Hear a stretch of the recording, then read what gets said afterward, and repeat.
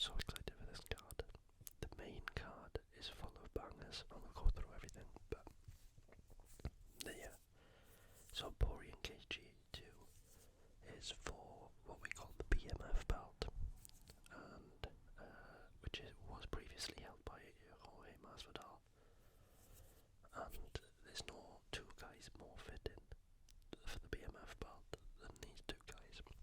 However, the whole card is full of BMF'ers. The fights are outstanding. I will go through them. Well, I'll go through them now. But yeah, so this is UFC 291. Poirier versus Gaethje 2. And this is in the Delta Center in Salt Lake City, Utah. Okay, so the main event is Dustin Poirier versus Justin Gaethje. The co-main is Jan Blachowics versus Alex Pereira. You have Stephen Thompson, another, well, he's an MF'er, but a bad MF'er in the ring, or in the octagon, versus Michel Pereira, who's absolutely wild. You've got Tony Ferguson, Bobby Green, both absolutely crazy. You will then have Michael Chiesa, who's, a real competent wrestler and a submission artist, versus Kevin Holland. Is anyone more of a BMF than Kevin Holland? You have Gabriel Bonfim, who's never been the distance, versus Trevin Giles, who's an actual copper. He's a policeman who loves to fight. Then you have Derek Lewis versus Marcus Rogerio de Lima. You have Roman Kopylov versus Claudio Ribeiro. You have Jake Matthews, Darius Flowers, and CJ Vergara. Vinicius Salvador, don't think has ever been the distance when he won. Matthew Semmelsberger hits like a truck. Miranda Maverick, an absolute nightmare for anyone. It's full of MF'ers, BMF'ers rather. It's so good, this card. It's so good. So, yes, we'll go from the bottom, work our way to the top, and then we'll also look at the topology of Justin Gaethje and Dustin Poirier, and have a look at their fights since their first fight. So we'll go through who they both the first, which has got the best record, who's looked the best since, and make our picks from there. Okay, women's flyweight bout. We have Miranda Maverick versus Priscilla. I'm gonna butcher this name. Cachoeira. So Miranda Maverick is a pretty hefty favourite on this one. So Miranda Maverick is 13-5, whereas Priscilla is 12-4. Priscilla has a fair amount of height advantage, although the reach advantage, it actually goes into the favour of Miranda Maverick. Okay, win by. So, as you can see, Miranda Maverick does like to go for the sub more, whereas Priscilla goes for the KO. So she has nearly 60% of her fights, her wins has been via KO. Whereas Miranda Maverick, her number for that is more similar to the submission. So she's 54% finish rate by a submission. Okay, significant strikes. So both like to throw quite a bit. So Miranda Maverick is a lot more economical. She throws a little bit less than Priscilla, but also absorbs way less. Priscilla, on the other hand, she likes to hit and get it. Grappling, yeah, so that's where Miranda Maverick's, key to victory is going to be. Using the takedowns, look for them submissions. Okay, so this one's going to be an easy one for me. I'm going to pick Miranda Maverick to win. That's it. Then we got a welterweight bout with Matthew Semmelsberger versus Uros Medic. So we got Matthew Semmelsberger who's 11-5 and Uros Medic is 8-1.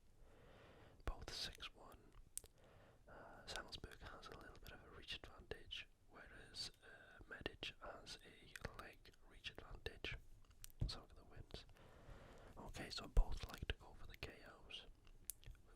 Medic has never been to decision when he's won a fight, so all of his wins come via finish. And Matthew Semmelsberger also 70% of his fights that he's won has been via finish. So there's a high chance that this one is going to be a finish. This one's not going to go the distance, I don't think. Okay. So Horse Medic probably is a bit more of a volume striker from what we can see. He throws quite a lot and absorbs not as much as Matthew Semmelsberger. However, I've seen a few of Matthew Semmelsberger's fight, and he hits like a truck. If he catches someone on the chin, that's it. It's good night. And you can tell this card is going to be good because I've gone through this list about 4 times in, looking at the kind of preparation for the video, and just being interested in UFC in general. And I've changed who I think is going to win pretty much each matchup, or nearly all of the matchups, so many times. So it does look like Matthew Semmelsberger probably does have the advantage in the grappling a little bit, but I can't see either of them using this.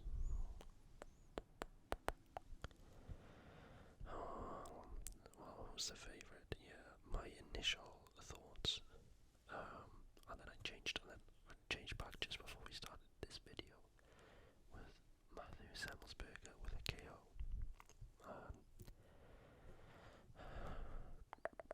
I think this fight does not go the distance. How about that? If I had to pick someone, it'd probably be Semmelsberger, just because he has so much experience in the UFC, and I've seen him, knock people out and starch them. Okay, then we got a flyweight bout: CJ Vergara versus Vinicius Salvador. Okay, so CJ Vergara is 11-4, sorry, and Vinicius Salvador is 14-5. Okay.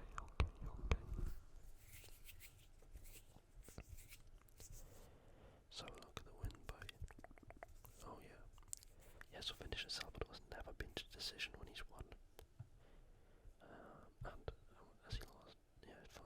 So he's probably 13 wins per KO and 1 win via submission. Whereas Vergara is pretty much more of a KO artist, or grinds out the decision win. Again, initial reaction. CJ Vergara is a bit, a lot more experienced in the UFC. I've seen him fight a few times. He is the slight favourite as well, -160. What's grappling like? Yeah, so not really much grappling happening either, is it? Okay, yeah, so my pick, CJ Vergara on that one. And that is the early prelims done. The first fight of the prelims is Jake Matthews versus Darius Flowers. And I can't click on that, so maybe this fight is in danger. I don't know, I haven't read anything that the fight is off, but I can't get any odds or anything on that. So, okay, we'll have to just skip that one. Next, Roman Kopylov versus Claudio Ribeiro. Middleweight bout. So Kopylov is the -220 favorite. He's 10-2, whereas Claudio Ribeiro is 11-3. So look at the win percentage. Oh my god. 100% finish rate from Claudio Ribeiro and a 90% finish rate from Roman Kopylov. So what's the chances that this one is gonna go the distance? Knowing all luck, that usually happens. So initially my thoughts are the fight does not go the distance. That's the pick. Both throw more than they absorb per minute. Grappling. Claudio Ribeiro goes for more takedowns on average, 100% takedown accuracy, whereas Kopolov's takedown defense is pretty good as well, 90%.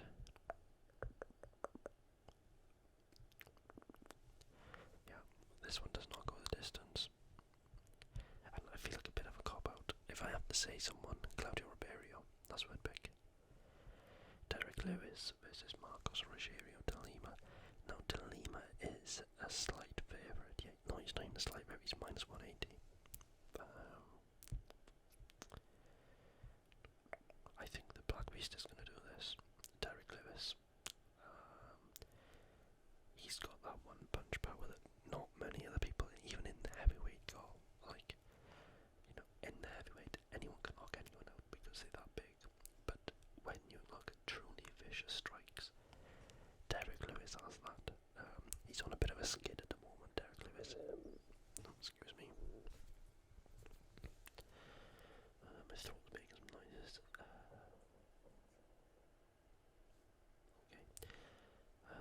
But yeah, Derek Lewis. He's been on a bit of a skid at the moment.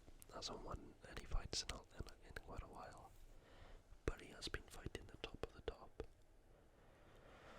For that reason, I'm going to go Derek Lewis. I think he's going to bounce back with a victory here, with a KO. That's my pick. So the main prelim of the evening then is Gabriel Bonfim versus Trevin Giles. Trevin Giles is a bit of a favourite on this, and I'm not sure why. I don't know if the odds are supposed to be switched or what. But he's a minus 315 against a guy who's 40-0 and looked really impressive in his last fight. Bonfim has never been to decision, ever, because he hasn't lost either, so all of his fights have been finished. Trevin Giles also very rarely goes to decision when he fights, or when he wins, sorry. Significant strikes. Yeah, Bonfim likes to land a lot as well. He does absorb quite a bit, and Trevin Giles does have some power. But Bonfim has this grappling ability, and if we look at that, he has 100% takedown accuracy, 100% takedown defense, and goes for the average takedown each round, roughly. And he tries and attempts nearly 6 submissions per fight. So yeah, I'm gonna go against the odds here. I like Trevin Giles, but I think Gabriel Bonfim's gonna get it done. So that's my pick on that. And then we go to the main card. The first fight of the main card is a welterweight bout before Michel Pereira and Kevin Holland. Both really likeable characters and people in different ways. Michel Pereira reminds you of your typical American blue-collar, hard-working wrestling coach. Just get the job done, just work hard kind of guy. Whereas Kevin Holland, he's much more of a character. He's very good on the mic. He's very flashy. Does really weird KOs. He scrambles pretty good. And, he fights crime, in between fights. So, yeah, I mean, I'm a Kevin Holland bit of a fanboy for Kevin Holland, if I'm honest. So, I'm already going to pick Kevin Holland by KO. I think Kevin Holland's going to win. But I can also see where Michel Pereira just uses his grappling and his wrestling and just kind of holds Kevin Holland down for a decision win, or submits him. I can't see Michel Pereira finishing him via punches or TKO. I just don't see in a world where that works. But, you've seen some crazy things happen. But I'm gonna go Kevin Holland via TKO, or Kevin Holland with a win.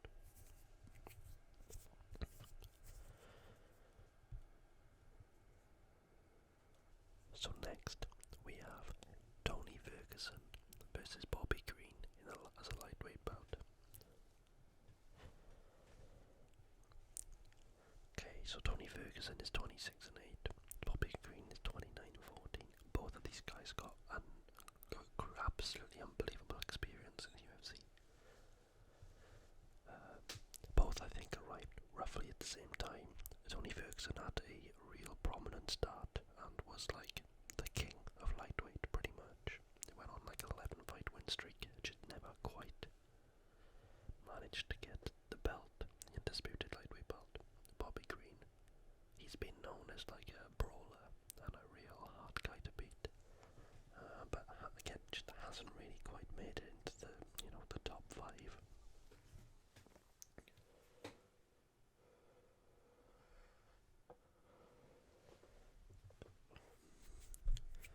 So let's look at the win percentage. So yeah, Tony Ferguson 50% TKO, 31% sub, and 19% decision. Whereas Bobby Green's got 34% TKO, 28% sub, and 38% decision. Also, I think if you notice, not a single fighter in this whole card has been to decision for more than 50% of their fights. So more than half of their fights ends before the final bell. So it just shows you the kind of card that this is.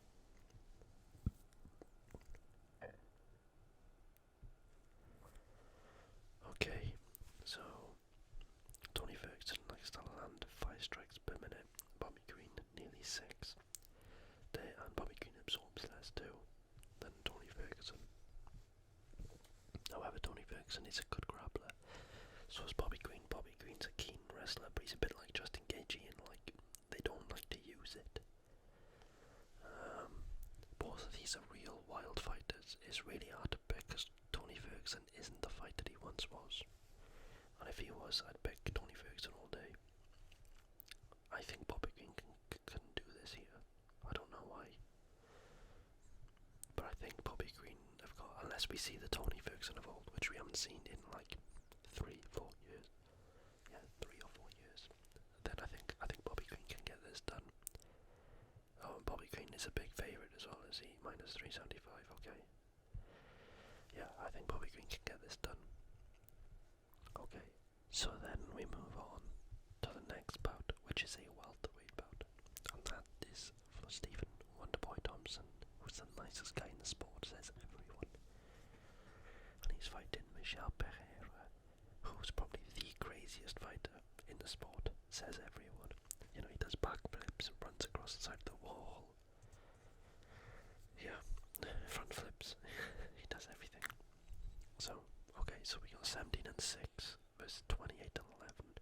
So Michel, even though Stephen Wonderboy Thompson's been in UFC for a long time, Michel Pereira, he's been about a long time too. He's had a lot of experience. So Wonderboy either gets the KO or wins a decision, which is like typical for a karate kind of guy. Either, you know, KOs him probably with like a kick or, you know, like a right hand or something, or just like really technically like outpoint his opponents. Whereas Michel Pereira doesn't really discriminate when it comes to how he has the job done.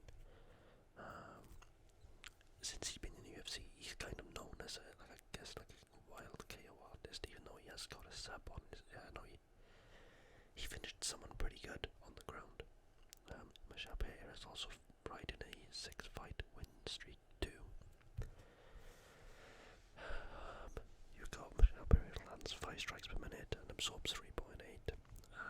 And then Stephen Wonderboy Thompson throws 1 strike less, but also absorbs pretty much a strike less per minute too. Look at the grappling aspect. Yeah, so it looks like Michel Pereira is probably a bit more of the grappler as well. If Michel Pereira gets it going, like if he actually uses his brain and doesn't just go absolutely crazy, he could get this done, I think. He could get a knockout or a submission.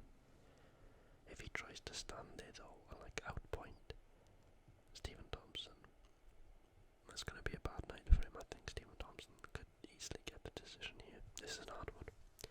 This is one of the ones that have gone back and forth, back and forth, back and forth, back and forth, back and forth, back and forth on.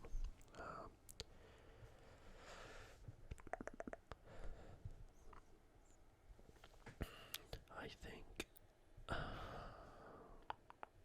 think Stephen Thompson's going to get it done. I think the nice guy's going to get it done.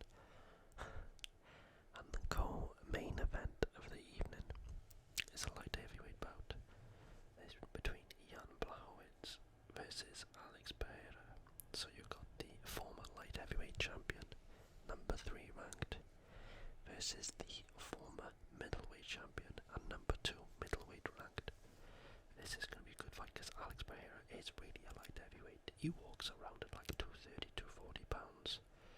and somehow cuts all that weight to get to 185, which no one does, only him. He really should be a light heavyweight. This is going to be a crazy fight because the odds on this as well is so close. So close. Blachowics is 29-9. Alex Pereira is 7-2 because Alex Pereira hasn't been in MMA that long. He's a bit more of a kickboxer, but he's a two-weight world champion kickboxer too. A two-weight world champion kickboxer too. Let's have a look at their win percentages. Alex Pereira, 86% of his fights been KO, TKO. Got one fight go to decision. He's never had a submission win. Whereas Jan Blachowics, being the experienced guy he is, he doesn't discriminate. He gets the job done whenever he can.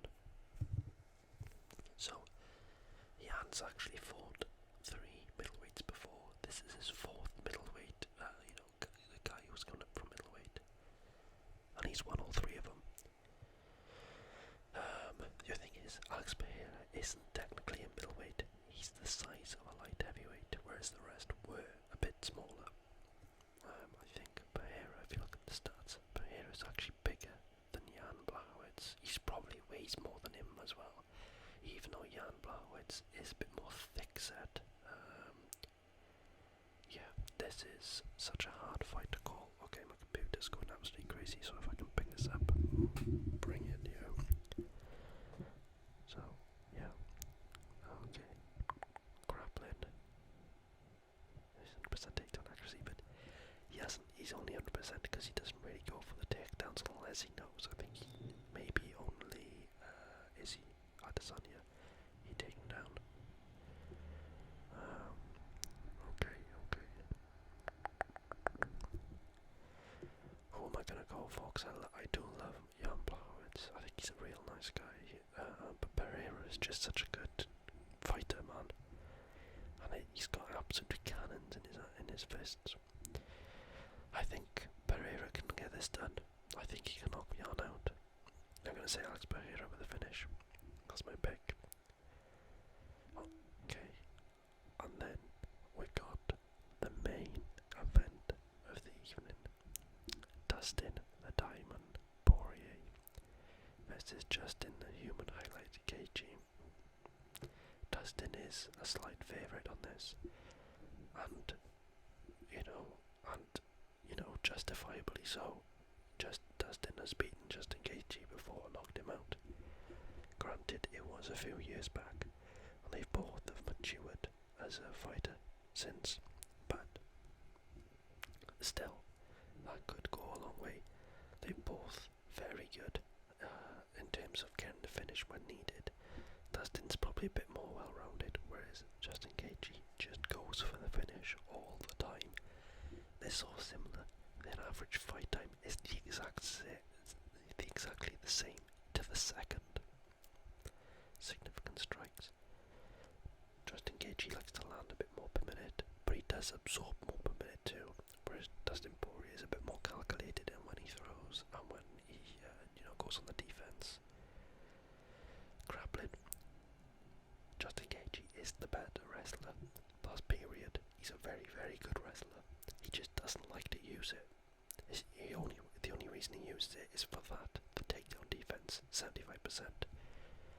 And that would be higher if he hadn't fought Khabib.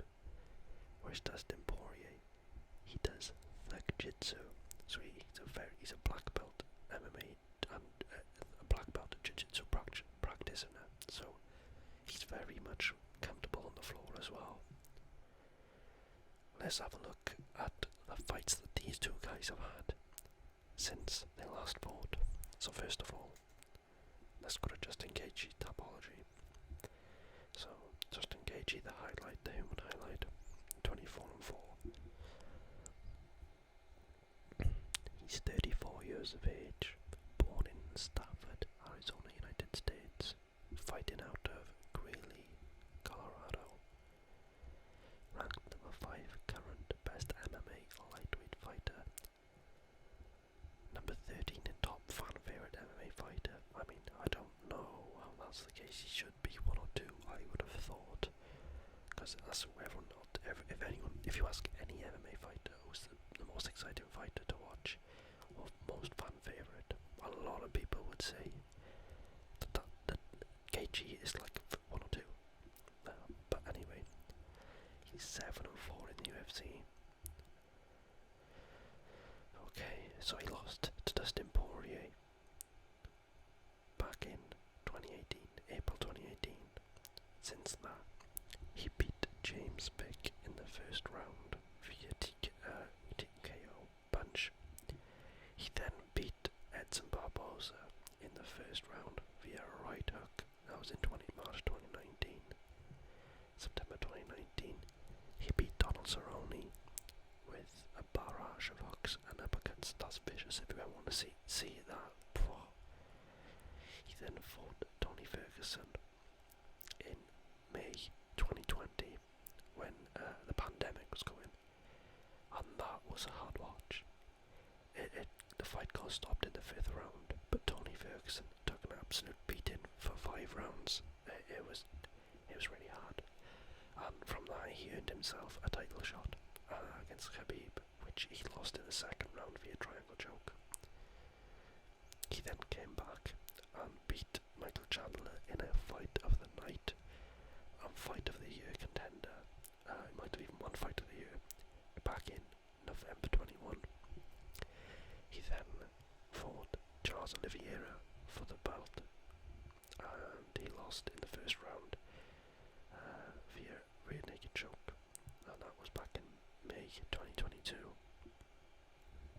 And his most recent fight was against Rafael Fiziev on I think it was the co-main event on the Edwards and Usman 3 card in London back in March of this year, and he won that majority decision. And again, that was like fight of the night and fight of the year contender as well. Okay.